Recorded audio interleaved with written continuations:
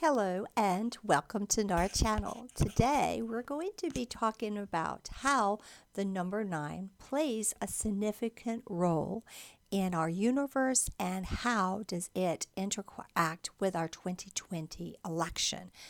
9 is a very significant number in so many different platforms. So, the number 9 of the universe is that there are 360 degrees in a circle.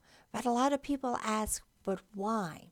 The number 9 is the last number of a base of 10, in which is the last and the limit of all that is. 9 is a number which has many interesting qualities that other numbers do not have and has been used to hold a hidden code that affects every person on earth. 9 holds within is a powerful resonance with our own hollow fractal graphic base, which is 10 reality. As you will soon discover, there's a hidden code that reveals the greatest truth of all and is encoded into the construction of our universe. If you do 7, 1, and 6, you add that's 14. And then you do 1 and 4 equals 5. Then you probably wonder, well, how does that equal to the 9?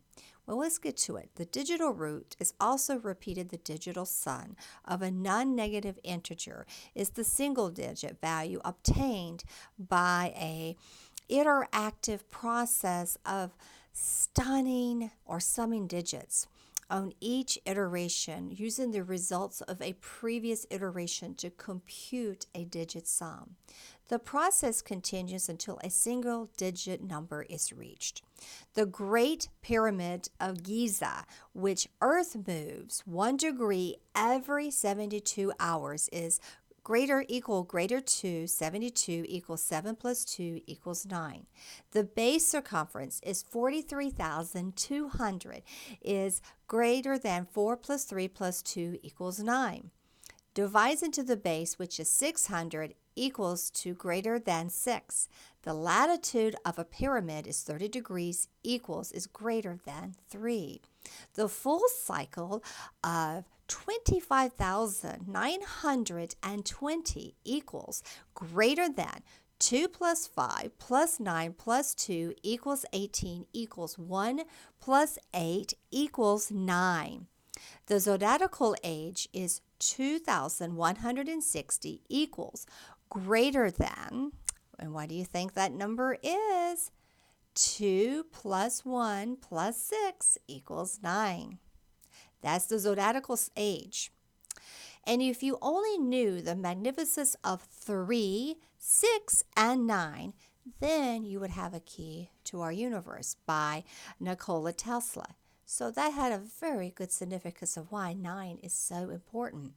In vortex is based in mathematics. In mathematics, we know that it's the tool to symbolize quantities. Vortex-based mathematics, known as VBM, is a different base, is a dramatic math that shows relationships, thus is qualities of numbers rather than quantities. The numbers are real and alive and not merely symbols for other things. You discover the relationships of numbers are not random or man-made, but that the numbers are actually elementary particles which everything is composed. The lost knowledge was well known to our ancients and now being uncovered for us today. Gradually, you will come to see numbers, simple but yet profoundly perfect three-dimensional matrix grid that forms the shapes of a torus. That's interesting, right? Everything that's trinary in truth and binary in illusion, the decimal system has left and right side, which is 0.0, and has a result of the point in the center, which is the third invisible part that creates the binary. The point in the center is where you are, the center of the radiant consciousness. The third point of awareness perceives space, time subjectively, dualistically, in order to have an experience of separation from the all. The symbol of enlightenment, the circle that is hidden with the number sequence, is the symbol of enlightenment. This is the mathematical fingerprint of God, of whatever it is. If you're atheist, Buddhist, the list goes on. The music grid also has 9. Factor 9 built on a 432 hertz. We should tune our music back to 432 hertz because it creates a harmonic music which resonates within our soul. The American music industry reached an informal standard of 440 hertz in 1926. This irregular pattern has similar effects like wireless to destroy our harmony within us. The 432 is said to be a natural frequency of the universe, to have a cosmic healing powers, and to attract masses of audience to our music. The hidden 9 is Fibonacci sequence. And you're probably thinking, what is this? The Fibonacci sequence, as you know, it reflects the patterns of growth spirals in nature. Fibonacci is 24 repeating patterns till infinity. Again, digital root or next proof why 9, number of the universe, every row is also 9. For example, first 12 is 1. The second 12 is 233 equals 8. The third 12 is 75,025 equals to 1. The fourth 12 is 24,157,187, or is it million, equals 8. Number 1, the fourth 12, 377 equals 8. The third 12 is 12,193. Maybe you're right, maybe I'm wrong, but I want you to go and do your math and do your homework.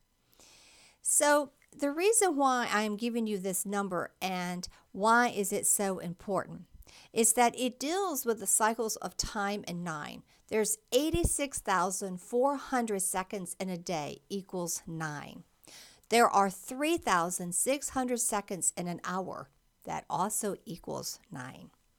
There are 604,800 seconds in weeks, which is equals 9. 1,440 minutes in a day is 9. 10,080 minus is week is 9. 25,920 years is precession is 9. 52, or I should say, 525,600 minutes in a year is equals to 9. Here's the importance of the 9 in the ancient times. It's understood as precessional cycle, which is 25,920 equals 9. The Maya number for the precision is 25,956 equals 9. The Maya companion number is 136,656, which is equals to 9. So you're probably asking yourself, what does this mean? In the Hindu Yuga's ages, the Saita Yuga is 1,728,000 equals 9. I'm doing it in my head, my apologies. The Treta Yuga is 1,296,000 equals 9. The Dwapara Yuga is 864,000 equals 9. The Rali Yuga is 432,000 equals 9. So based on the Hindu cycle, you see 9 is very important. In the Sumerian king, which is known as the Sumerian mythology, the Alur's Babylon was 36,000 years is equals to 9. Alum, which is Eridu, which is 28,800 years equals 9. Alapros is unknown, which is 10,800 equals 9. The Amlagaros, which was 64,800 equals 9. The Platonic solids, which we have some explanations as well. We have exactly 5 Platonic shapes. Imagine if you had one stick and you just simply multiply the stick. The stick always has the same length. When you just go over all the combination, you end up with 5 Platonic shapes known as a pentacle. The tetrahedron is 4 sides. It's a total of 180 degrees, which is 720 degrees equals 9. Octahedron, which is 1,440 degrees, is equals to 9. Hexahedron, which is a cube, is 6 sides of 360 equals to 2,160 degrees equals 9. The isohedron, which is 20 sides of 180 equals to 3,600 degrees equals 9. The dodecahedron is 12 sides of 540. That equals to 6,480 degrees equals 9. And you're probably asking yourself, what is the purpose of 9? And how does it relate to our situation in the system? Well, today we are dealing with various forms of 9. In our presidential election, it is so important and so imperative that people understand that 9 is a very significant number between now and the end of next year, and also beginning of our 2020 election, which is next year. So we need to make sure, what is it that we're looking for our government? Do we want to have a front end, back end of cybersecurity? What type of president do we want? What are we looking for? What are the policies that we're looking at? Because things are dramatically changing. In June of a few weeks ago, the United Nations, everyone was trying to declare what is called one world order. I'm on the fence with that, but that's totally irrelevant. By being 9, it is relevant but irrelevant. So a lot of people are noticing that more and more people are becoming homeless in America due to various reasons. One is gratification, meaning that wherever you live, the prices of houses are increasing and the taxes, but the salary is not, or they're underemployed, or they're not working at all because there are no jobs to get. So it's important that we understand that if we keep our frequency of the 9, of when we look at our presidential candidates, if something is equal to 9, then you have the equilibrium, that's the best president of the United States. Now, I'm not saying go in here and start calculating 9, that if the person's 9. No, what I mean by 9 is 1, what are the policies and procedures that you're looking for? Are you looking for policies to help the American people, one, where they're not taxed to death, where we can either have a front end, back end of cryptocurrency, not cybersecurity, excuse me. Sleep deprived. I haven't had any sleep in a few hours. So anyway, bear with me. I'm getting to a major point here. So when we are voting for our next president, what type of taxation are we looking for? Right now, we are just quadruple tax. Honestly, when you go to work, every week you have to take taxes. When you go to the grocery store, you're taxed. You're taxed everywhere you go. And wouldn't it be nice that we talk to our president and our local officials and state that, hey, we need a better policy dealing with taxation. One, we need to have cryptocurrency where we have the front end of cryptocurrency, the back end. The back end handles all of the taxes. We as American citizens will not have to worry about paying property tax.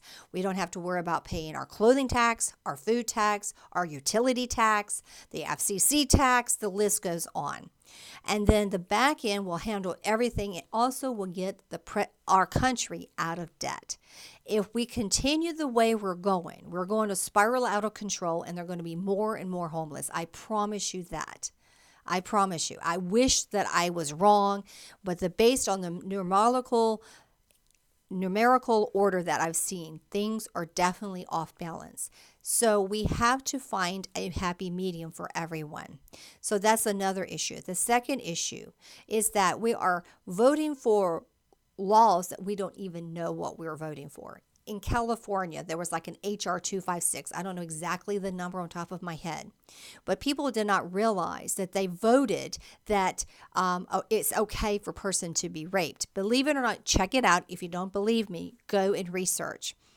But I'm just trying to tell you, what is it that you want for your president of the United States going forward? If you're not happy with the current one, or if you are happy with the current one, what are the next things that you would like for him to improve? So please be kind to each other. I'm keeping this video brief. If you like my channel, please subscribe. And if you believe in my cause, go to my Patreon page, whether if it's $2, whatever amount you feel that you want to contribute. And once I get enough accumulation, I will be able to hire people, and that we can create and make a world a better place, and a place that people can work and not be afraid of, well, am I going to be laid off or whatever. I want it to be a great organization, but right now I'm not. I'm just myself, and I'm creating these YouTube channels for us to have a think tank, so to speak, and we talk about the current issues without anybody bullying or hurting each other. I have absolutely zero tolerance for bullying, but I am okay and open to everyone that agrees or disagree. But we will never ever say anything harmful to each other, because that's defeating the purpose. We are trying to help ourselves to make this a better place for us and our future generations ahead of us, because our world is in a mess. Like I said before, we only have this certain window, and it's getting smaller.